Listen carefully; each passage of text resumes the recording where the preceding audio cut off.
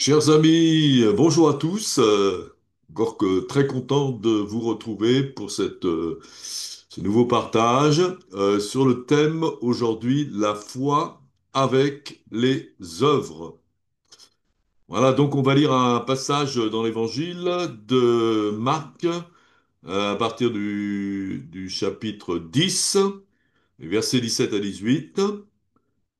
Alors, comme Jésus se mettait en chemin, un homme accourut et se jetant à genoux devant lui, lui dit, Bon maître, que dois-je faire pour hériter la vie éternelle? Là, c'est la question. Et Jésus lui dit, Pourquoi m'appelles-tu bon? Il n'y a de bon que Dieu seul. Voilà, alors donc c'est un peu étonnant aussi. Donc Jésus qui dit à cet homme, Pourquoi m'appelles-tu bon? Alors que Jésus, il est venu sur la terre, il était Dieu comme Dieu, il est Dieu. Et bon, il pourrait avoir le mérite d'être bon, mais là, il dit, Pourquoi m'appelles-tu bon? Donc, il n'y a de bon que Dieu seul. Alors, d'ailleurs, quand on parle avec des musulmans, quand on annonce l'évangile avec des musulmans, bon, eux, ils disent croire en Jésus, Jésus qui est marqué dans le Coran, Issa, mais pour eux, Jésus n'est pas Dieu. Et alors, en général, pour prouver que Jésus n'est pas Dieu, eh bien, ils citent ce passage de l'Évangile, Jésus qui dit à cet homme, Pourquoi m'appelles-tu bon? Donc, si Jésus était Dieu, il est forcément bon, hein. Mais en réalité, c'est plus compliqué que ça. C'est-à-dire que, en fin de compte, cet homme-là qui vient voir Jésus, eh bien, ne connaît pas réellement Jésus, il ne sait pas qui est Jésus, il ne sait pas que Jésus est Dieu. Hein, il l'appelle plutôt un maître. Pour lui, c'est un maître. C'est comme un peu les responsables religieux, tout ça. Donc, puis bon, il voit quand même que Jésus, il a entendu la réputation de Jésus, qui fait des miracles, qui fait que du bien. Donc, c'est un bon maître. Mais il n'a aucune révélation sur qui est véritablement Dieu, hein, et véritablement Jésus. Et nous pouvons véritablement croire en Jésus à partir de cette révélation, on en a déjà parlé. Donc cet homme, en fin de compte, ne pensait pas, bien sûr, qu'il était Dieu. Et pourtant, il se met quand même à genoux devant lui, hein. Et lui, c'était un juif. Alors, bon, pour un juif, normalement, on se met à genoux devant Dieu, simplement. Et lui, il le fait quand même. Mais en réalité, donc, c'était parmi les chefs religieux qui enseignaient, il y en avait beaucoup qui recherchaient les honneurs, une certaine adoration, hein, donc ce que Jésus nous dit. Et finalement, on idolâtrait, ils idolâtraient un peu ceux qui enseignaient. Comme ça arrive d'ailleurs aussi chez les chrétiens, dans les églises, avec les pasteurs, avec le pape, bien sûr, hein. Donc c'est comme s'il était Dieu quelque part. Donc, il y a une certaine idolâtrie. Alors évidemment, Jésus ne voulait pas leur ressembler, ne voulait pas que ces gens croient qu'on pouvait adorer n'importe qui. Voilà. Mais bon, il y a des moments où on voit quand même dans la vie de Jésus que Jésus reçoit l'adoration des hommes. Hein, c'est le cas notamment avec Thomas. Donc c'est Jésus, quand il est ressuscité, il apparaît à tous les apôtres. Et il manquait simplement Thomas. Et puis il voit Jésus, tout ça. Et donc il voit la résurrection, tout ça. Ils sont très contents. Et quand Thomas revient, il lui dit, on a vu Jésus ressuscité, formidable. Alors Thomas, évidemment, hein, on dit comme saint Thomas, ben, il ne croit pas parce qu'il n'a pas vu. Et il dit, Thomas, si je vois maintenant les trous dans ses mains et dans ses pieds ou dans son côté, eh bien, je mettrai si je peux mettre mes doigts dans les trous de ses mains, dans son côté, je croirai. Hein. Et donc, quelques temps après, eh bien, Jésus apparaît à tout le monde. Et cette fois-ci, Thomas est là. Jésus lui dit, Thomas, viens ici. allez, viens, mets tes doigts dans mes mains, dans le trou de mes mains. Et il le fait, et il fait aussi la main dans son côté. Et à ce moment-là, il se genouille, il reconnaît que Jésus est vraiment ressuscité, et que Jésus est vraiment Dieu. Hein. Il dit, mon Seigneur et mon Dieu. Voilà. Et Jésus lui dit, euh, parce que tu m'as vu, tu as cru. Heureux ceux qui n'ont pas vu et qui ont cru. Tout le monde n'a pas vu la résurrection de Jésus, comme Thomas et les apôtres, hein, mais par des chrétiens, maintenant, on croit sans avoir vu. Hein. Et, euh, et Jésus nous dit heureux, pourquoi? Parce que c'est une question de notre foi, elle est maximum. Hein. Quand on croit ce qu'on voit, on a toujours besoin de voir pour croire. Mais quand on croit ce qu'on ne voit pas, hein, croit, ça veut dire on croit absolument, je veux dire sans douter. Hein. Moi, quand j'ai fait cette rencontre avec Jésus, j'ai plus jamais douté de ma vie. Tant je n'avais pas vu, mais j'avais vraiment compris qu'il était ressuscité, qu'il était venu en moi. Alors, donc, on va lire la suite de l'évangile de Marc, chapitre 10, partir versets 19 et 20. Et Jésus répond à la question de cet homme juif, qui était un chef des Juifs d'ailleurs, c'est dit dans un autre évangile, qui lui demande que dois-je faire pour hériter la vie éternelle? Et Jésus lui dit, ben, tu connais les commandements, hein, par des 10 commandements, tu ne commettras pas d'adultère, tu ne tueras pas, tu ne déroberas pas, tu ne diras pas de faux témoignages, tu ne feras de tort à personne. Honore ton père et ta mère. Et cet homme répondit, Maître, j'ai observé toutes ces choses dès ma jeunesse. Ah, Jésus était content, on dit, Jésus l'aima, d'accord, bon, moi c'est quelqu'un de bien, il pratique tous les commandements. Et d'ailleurs, Jésus n'a pas cité les 10 commandements. Il a cité simplement 5 commandements. Et on voit que dans ces 5 commandements que Jésus a cités, il y a un point commun. Hein. Et le point commun, comment est-ce qu'on pourrait résumer tous ces commandements là qu'on vient de citer? Eh bien, par ce commandement aussi que Jésus enseigne, tu aimeras ton prochain comme toi-même. Donc tous ces commandements que cet homme a respectés et que Jésus a cités, eh bien c'était les commandements relatifs à notre relation avec les autres. Hein, et qui se résument bien sûr par ce commandement, tu aimeras ton prochain comme toi-même. Voilà. Mais Jésus n'a pas cité tous les 10 commandements, hein. Et les commandements qu'il n'a pas cités, par exemple, eh bien, tu n'auras pas d'autre Dieu, tu ne feras pas d'image taillée, tu ne prendras pas le nom de l'Éternel en vain, et tu respecteras le jour du repos. Et on voit aussi qu'il y a un point commun avec tous ces commandements. Et ces commandements, donc, eh bien, le point commun, c'est qu'ils concernent tous notre relation avec Dieu. Voilà. Et d'ailleurs, quelqu'un va demander à un juif, va demander à Jésus, quel est le premier commandement et le plus grand? Et Jésus répond, le plus grand, ben, c'est, premier des commandements, le plus grand, c'est tu aimeras le Seigneur ton Dieu de tout ton cœur, de toute ton âme et de toute ta pensée. Voilà. Donc Jésus n'a pas cité ce commandement au jeune homme riche. Hein. Et en fin de compte, euh, voilà, ça m'arrive aussi quand je parle à des gens dans la rue et je leur annonce l'évangile, et puis alors des gens qui se disent bon, je suis sûr d'aller au paradis.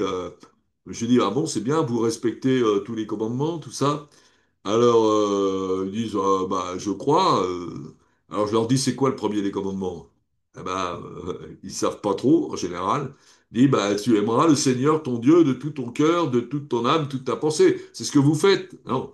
La plupart du temps, on est tous disqualifiés par rapport à ce commandement. Hein. Et donc, on voit que ça marche pas. Donc, Jésus n'a pas cité, était exprès. Et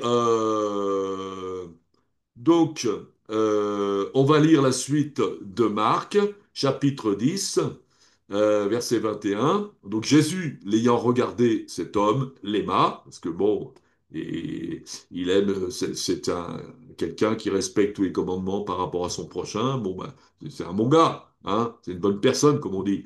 Voilà, bon, c'est plus facile d'aimer une bonne personne que quelqu'un qui fait, qui a des mauvaises relations avec tout le monde. Ça, c'est sûr. Mais donc Jésus regarda, l'ayant regardé, l'aima et lui dit, il te manque une chose.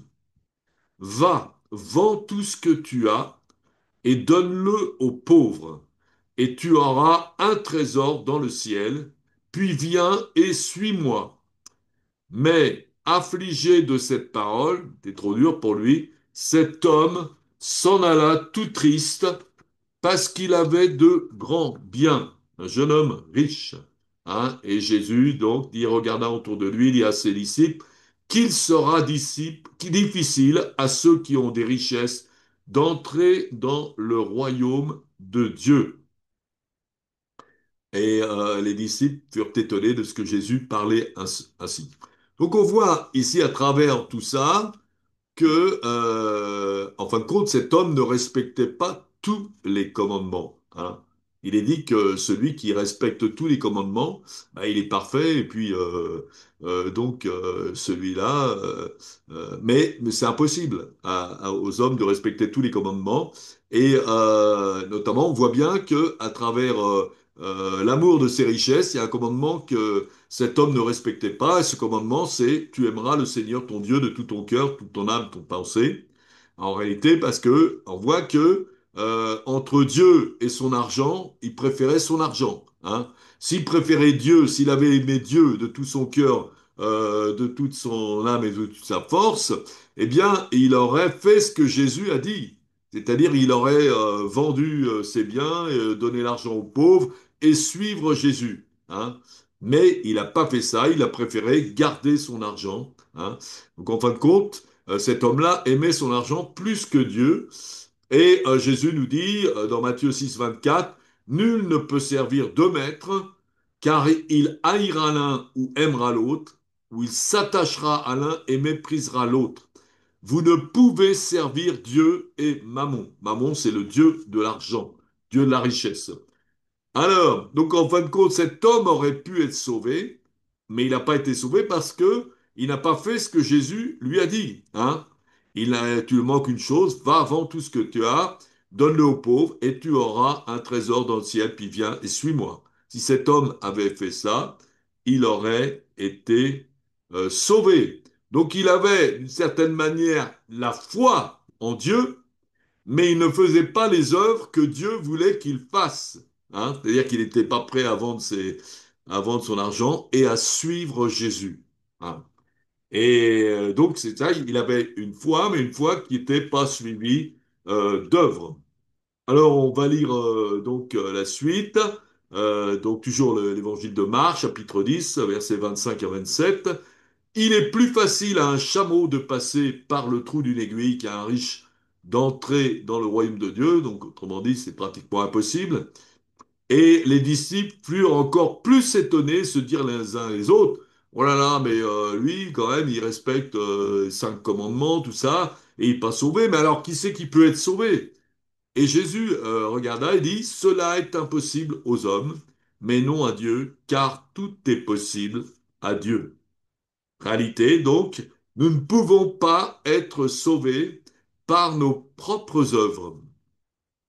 Et donc, souvent, quand on parle de l'évangile à des gens, comme ça, dans les rues, et puis les gens leur demandent s'ils sont sûrs d'aller au paradis, il y en a certains qui répondent oui. Et dit, pourquoi, sur quels critères vous répondez oui? Oh ben moi je suis une bonne personne, je fais que du bien. Hein. Donc, ils s'appuient sur leurs œuvres, hein, le bien qu'ils font. Mais si on leur demande s'ils adorent Dieu de tout leur cœur, toute leur âme, de toute la force, ben là, ils voient que ça marche pas. Ils voient qu'ils sont disqualifiés. Donc, personne peut être sauvé par ses œuvres. Hein. On n'est pas sauvé par nos propres œuvres. Donc on lit la suite, Marc chapitre 10, versets 28 à 30. Donc Pierre, l'apôtre, se mit à lui dire, Voici, nous avons tout quitté et nous t'avons suivi. Alors, c'est-à-dire que, en fin de compte, est-ce que nous, on est sauvés, hein? Lui, il n'est pas sauvé parce que il a rien quitté et il te suit pas. Mais nous qui avons tout quitté, nous t'avons suivi, est-ce qu'on est sauvés? Et Jésus lui répond, Je vous le dis en vérité, il n'est personne qui ayant quitté à cause de moi et à cause de la bonne nouvelle, sa maison ou ses frères, ou ses sœurs, ou sa mère, ou son père, ou ses enfants, ou ses terres, ne reçoivent au centuple présentement dans ce siècle-ci des maisons, des frères, des sœurs, des mères, des enfants et des terres avec des persécutions. Ouais, ouais, pas de bien quand même. Persécutions. Et dans le siècle à venir, la vie éternelle, quand même. Donc, Jean peut être sauvé. Donc, il explique Jésus, à travers sa réponse, que eux, les apôtres qui ont tout quitté et qui ont suivi, ils sont sauvés. Et même dans leur vie sur la terre, ils vont être bénis. Hein. Avec Dieu ils ont tout donné à Dieu, ben Dieu va les vraiment bénir. Hein. Comme il est dit, cherche le royaume de Dieu en premier et tout le reste viendra en plus. Donc ces gens-là sont bénis même matériellement, on le voit, même ils ont des amis, des frères, etc. La vie éternelle, donc c'est des gens qui sont sauvés. Voilà. Donc, eux, ils prouvent par leurs actions qu'ils ont aimé, qu'ils aiment Dieu de tout leur cœur, de toute leur âme et de toute leur pensée. Voilà. Et donc, qu'est-ce qui fait la différence avec l'autre? Eh bien, et en fin de compte, ces apôtres ont suivi Jésus parce que ils l'ont rencontré, ils ont eu une révélation. Ça, on peut trouver ça dans l'évangile de Jean, chapitre 2, où on voit la rencontre des apôtres avec Jésus, comment ils l'ont rencontré. Hein. Donc, c'est comment ils ont pu avoir la foi en, en Jésus, et ça ne vient pas d'eux d'ailleurs, c'est un don de Dieu, on dit que la foi est un don de Dieu. Voilà. Donc personne ne peut être sauvé en pratiquant les commandements, mais nous sommes tous sauvés par cette rencontre avec Jésus, par l'amour de Jésus. Et ensuite, quand nous recevons quand nous avons cette rencontre avec Jésus, nous voyons comment Jésus nous aime, et c'est cet amour qui va nous permettre aussi d'aimer Dieu. Hein. Comme il est écrit donc dans Jean 3,16, Dieu a tellement aimé le monde qu'il a donné son Fils unique, afin que quiconque croit en lui ne périsse pas, mais qu'il ait la vie éternelle. Voilà. Et il est dit aussi dans 1 Jean 4,19, pour nous, nous l'aimons parce qu'il nous a aimé le premier. Pas nous qui sommes fortiches, c'est pas nous qui sommes des gens exceptionnels, c'est le fait qu'on rencontre quelqu'un d'exceptionnel, Jésus le Christ, qui est le Fils de Dieu, qui est le Seigneur. Eh bien, par cette rencontre, nous recevons aussi l'amour de Dieu et nous pouvons aussi aimer Dieu et aimer aussi les autres, notre prochain, comme nous-mêmes. Tout ça, c'est grâce à Jésus, grâce à cette rencontre avec Jésus. Voilà. Alors quand Jésus, d'ailleurs, commence à prêcher l'évangile, on voit ça dans Marc chapitre 1, versets 14 et 15. Donc Jésus alla dans la Galilée prêchant l'évangile de Dieu. Et qu'est-ce qu'il dit? Le temps est accompli, le royaume de Dieu est proche. Repentez-vous et croyez à la bonne nouvelle. Donc, après ce texte, eh bien, comment pouvons-nous être sauvés? En nous repentant, c'est-à-dire que en, en faisant les œuvres que Dieu nous demande. Hein. Jésus avait demandé à cet homme de vendre tout ce qui est bien, il ne l'a pas fait. Donc, il ne pouvait pas être sauvé parce qu'il s'est pas repenti en fin de compte. Mais nous devons nous repentir, c'est-à-dire faire des œuvres que Dieu nous demande. La repentance, c'est pas on demande pardon, point final, mais c'est changer aussi, arrêter nos comportements mauvais et faire les choses que Dieu nous demande. ça la vraie repentance. Hein, c'est quand Jean-Baptiste il voit arriver les religieux pour se faire baptiser, il leur dit, qui vous a appris à fuir la colère à venir? Produisez donc du fruit qui témoigne de votre repentance. Donc la repentance, c'est des actes, c'est des œuvres. On voit, on change de comportement, on fait les choses que Dieu nous demande. Donc, pour être sauvé en nous repentant et en croyant en Jésus, la foi. Hein. La repentance aussi, ça traduit par le baptême. Jésus qui a dit, celui qui croira et sera baptisé sera sauvé. Il ne suffit pas de croire. Maintenant, il faut obéir à Dieu. Et le premier acte d'obéissance que Dieu nous demande, c'est la repentance. On se fait baptiser, on peut immerger dans l'eau. C'est-à-dire que l'être pécheur que nous étions, eh bien, on coule dans l'eau, on le noie dans l'eau, et on ressort en union avec le Christ ressuscité, et on le suit, hein, comme Jésus qui s'est fait baptiser, reçu l'Esprit. La première chose qu'il fait, eh bien, il suit le Saint-Esprit, qui lui demande notamment d'aller dans le désert pour rencontrer le diable. Bon, c'est pas une œuvre terrible, mais Jésus l'a fait. Et on voit que il a été bien béni. Voilà. Donc, la foi doit être suivie d'actes et pas n'importe quels actes. C'est les actes que Dieu nous demande. Hein. C'est Jacques qui nous dit, comme le corps sans âme est mort, de même, la foi sans les œuvres, elle est morte. Hein. Donc, notre foi, elle peut produire des résultats si on agit, hein, si on fait ce que cette foi nous montre. Hein, cette histoire où il y avait c'était un homme il était malade depuis 3 ans, il était paralysé, il était dans son lit. Ça faisait 3 ans qu'il était paralysé, 3 ans qu'il était dans son lit, et il était dans une chambre avec une autre personne. Et puis à un moment donné, il voit cette autre personne attraper lacet de sa chaussure, l'attacher à son lit, le nouer autour de son cou, et il se jette de son lit et il se suicide, étranglé par, et alors à ce moment-là, cet homme qui était chrétien et qui voit cette chose-là dit, Seigneur, c'est pas possible. Tu vois, je suis complètement paralysé, je peux rien faire, et tu me fais assister à quelque chose comme ça, terrible. Cet homme, j'ai rien pu faire pour le sauver. Et Seigneur, je comprends pas. Et à ce moment-là, le Seigneur répond à cet homme, la foi sans les œuvres est morte.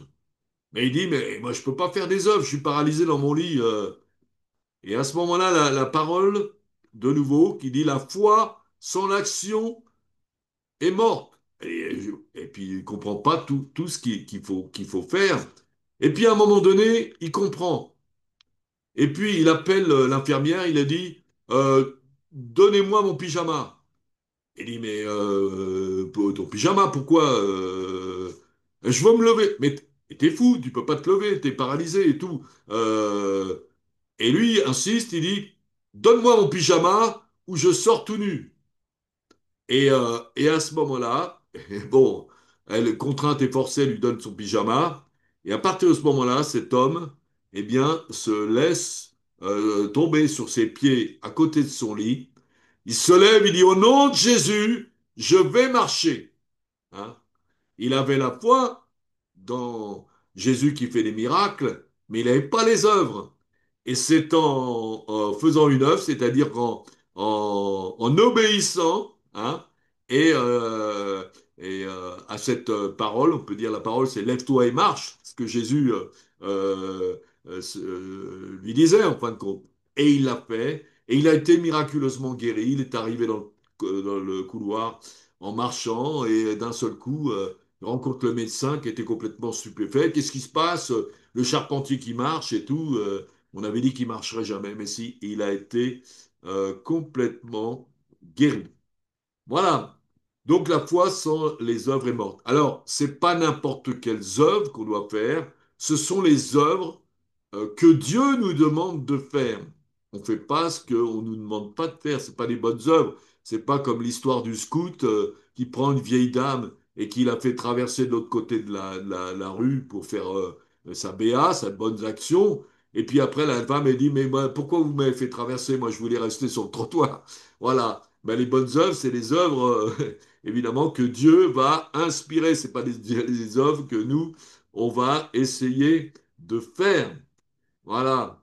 Et alors, donc, on va lire maintenant Éphésiens, c'est écrit dans Éphésiens chapitre 2, versets 8 à 10. Car c'est par la grâce que vous êtes sauvés, hein. Donc c'est la grâce de Dieu, pas nous qui méritons le salut, c'est la grâce de Dieu par le moyen de la foi. C'est Dieu qui nous donne la foi, hein. Ce ne vient pas de vous, c'est le don de Dieu. La foi est un don de Dieu. Vous ne pouvez pas l'avoir par votre intelligence, par vos études et tout. Non, c'est Dieu qui la donne, hein. Et il la donne à ceux qui la cherchent, hein. Et il est dit, car nous sommes son ouvrage, ayant été créés en Jésus-Christ. Donc il y a une nouvelle naissance, une récréation par Jésus qui vient en nous, pour de bonnes œuvres que Dieu a préparées d'avance afin que nous les pratiquions. Donc c'est Dieu qui va nous inspirer les œuvres, hein, que nous devons faire pour plaire à Dieu, hein. Ce ne sont pas les œuvres que nous décidons de faire, mais les œuvres que Dieu nous montre. Et c'est de cette manière que Jésus a fonctionné sur la terre. Jésus ne faisait pas ce qui lui passait par la tête, mais il priait et il cherchait la relation avec son Père pour que son père lui montre qu'est-ce qu'il devait dire et qu'est-ce qu'il devait faire, hein. Et c'est son père qui lui révélait, donc par le Saint-Esprit, ce qu'il devait faire et ce qu'il devait dire. Eh bien, il dit, nous les disciples, on n'est pas plus grands que le maître. C'est comme ça qu'on recherche euh, la volonté de Dieu, ce qu'il faut dire et ce qu'il faut faire. On prie dans notre relation avec le Père et on cherche et on attend qu'il nous parle par son Saint-Esprit, qu'il nous montre qu'est-ce que nous devons faire et qu'est-ce que nous devons dire. Voilà. Et Jésus, donc, le dit lui-même dans Jean 14, 10, en parlant aux Juifs, il dit, ne crois-tu pas que je suis dans le Père et que le Père est en moi? Les paroles que je vous dis, je ne les dis pas de moi-même. Et le Père qui demeure en moi, c'est lui qui fait les œuvres. Donc c'est le Père qui lui donnait les paroles qu'il devait dire et par son esprit et les œuvres qu'il devait faire. Jésus dit, je ne fais rien de moi-même. Donc un chrétien, c'est ça. Un chrétien, c'est quelqu'un qui recherche la communion avec Dieu par son esprit et qui est conduit par l'esprit pour faire les œuvres que Dieu veut qu'il fasse. Jésus, en sortant de l'eau, a été conduit par l'Esprit pour aller dans le désert et pour jeûner, prier, résister 40 jours au diable. Et il a finalement gagné la bataille. Voilà. Donc, euh, d'ailleurs, les Juifs, à un moment donné, vont demander à Jésus, Jean 6, 28, que devons-nous faire pour faire les œuvres de Dieu? Jésus leur répondit, l'œuvre de Dieu, c'est que vous croyez en celui qu'il a envoyé. Vous ne pouvez pas faire des bonnes œuvres si vous ne croyez pas dans celui qu'il a envoyé, Jésus. Jésus, par son esprit, qui nous demande les bonnes œuvres. Et Jésus a fait, nous ne sommes pas sauvés par nos bonnes œuvres à nous, mais par les bonnes œuvres que Jésus a fait pour nous.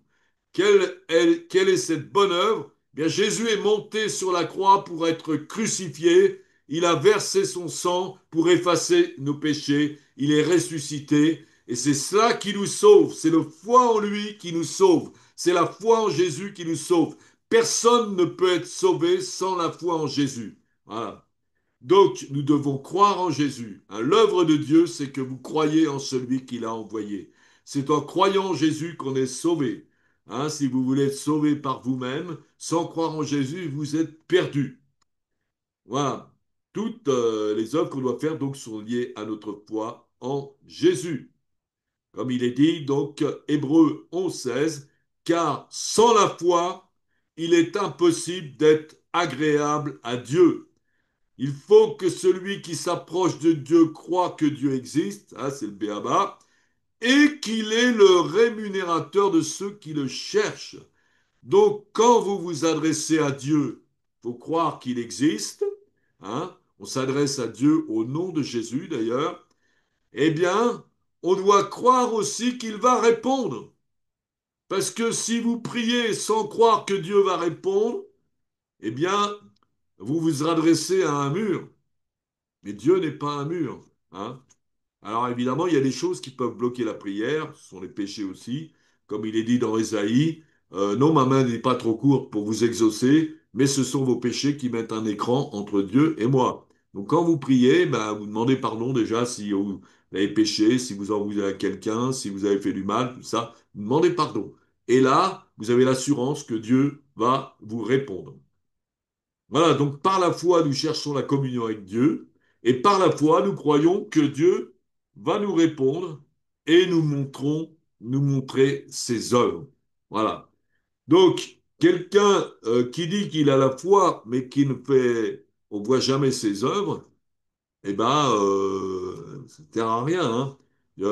Paul disait le royaume de Dieu, eh bien, c'est pas simplement des paroles, mais se manifeste la foi de quelqu'un se manifeste dans la puissance, pas seulement avec des paroles, mais avec la puissance, c'est-à-dire avec les résultats, avec les fruits de la foi, hein.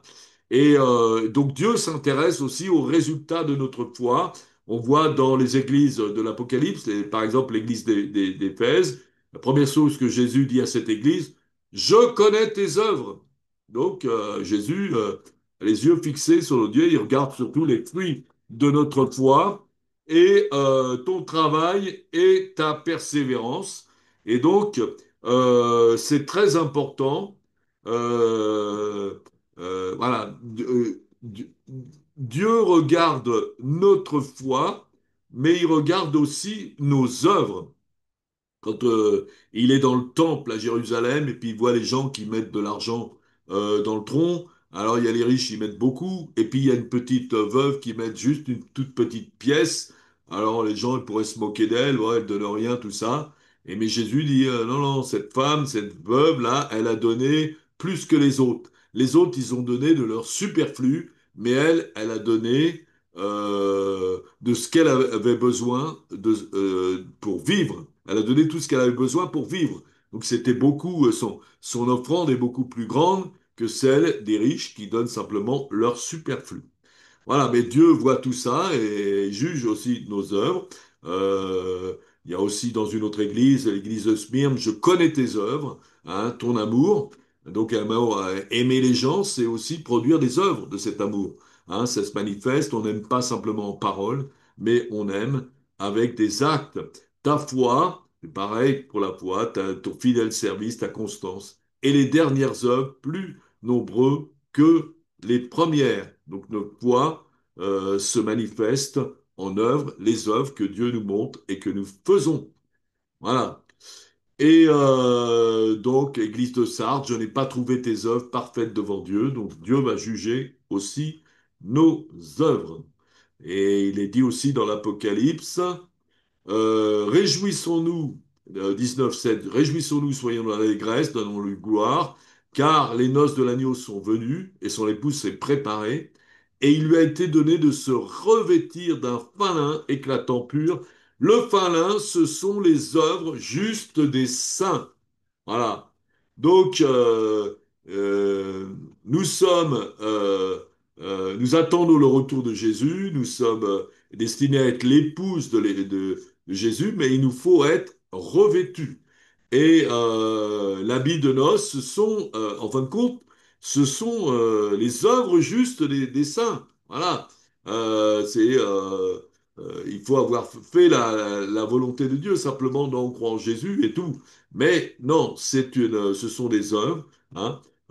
Et Jésus nous a demandé, allez par tout le monde, annoncer la bonne nouvelle au monde entier. Donc ça aussi, nous sommes concernés par ça quand nous avons cru, eh bien, d'enseigner cette bonne nouvelle autour de nous pour que les gens aussi puissent croire et être sauvés. hein, mais si nous ne faisons rien, eh bien, nous sommes que celui qui a reçu un talent, qui va le cacher et qui ne le fait pas fructifier, et celui-là, finalement, il est éliminé. Voilà, donc c'est important aussi de manifester les œuvres que Dieu veut qu'on fasse, de chercher sa volonté et de nous laisser conduire.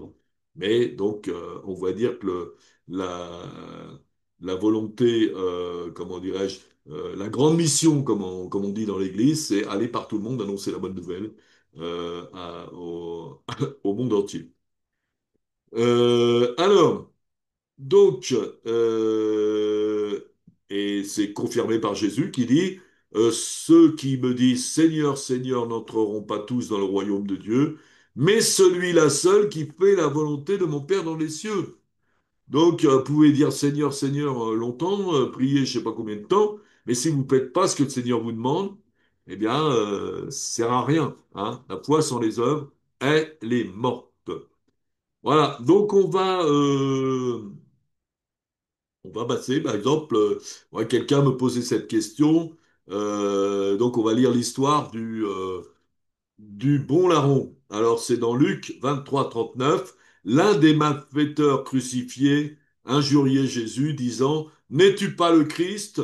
Sauve-toi toi-même et sauve-nous. Mais l'autre le reprenait en disant, ne crains-tu pas Dieu, toi qui subis la même condamnation? Pour nous, c'est justice, car nous recevons ce qu'ont mérité nos crimes. Mais celui-ci n'a rien fait de mal. Et il dit à Jésus, souviens-toi de moi quand tu viendras dans ton règne.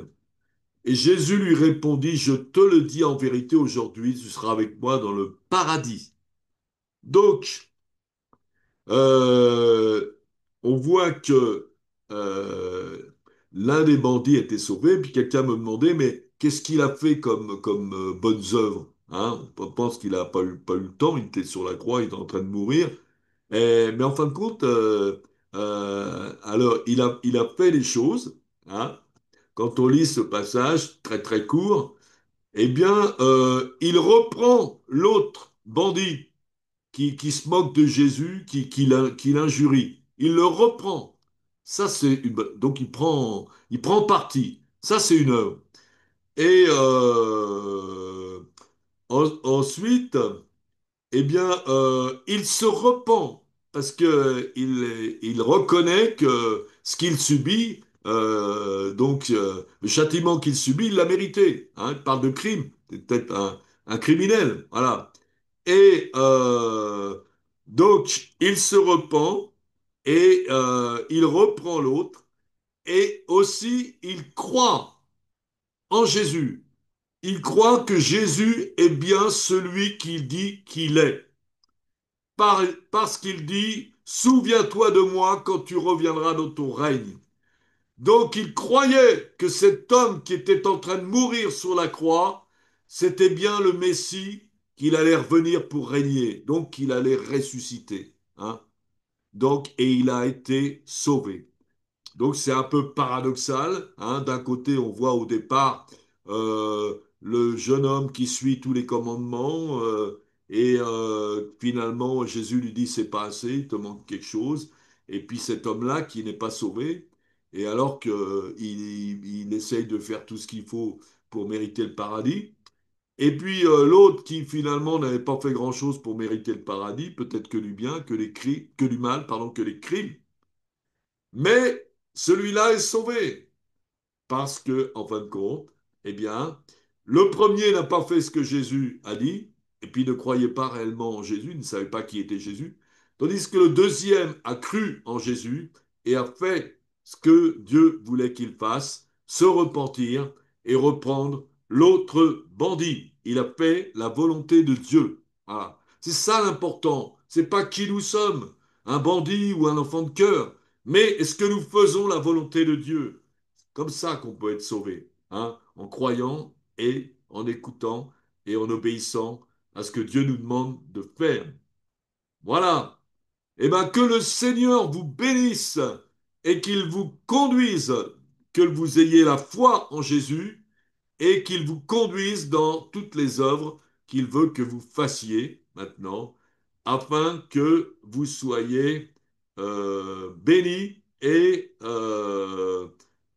sauvés, non pas comme celui qui a caché son talent et qui n'a rien fait. Voilà, que le Seigneur vous bénisse et à bientôt et très très bonne journée à tout le monde. Au revoir.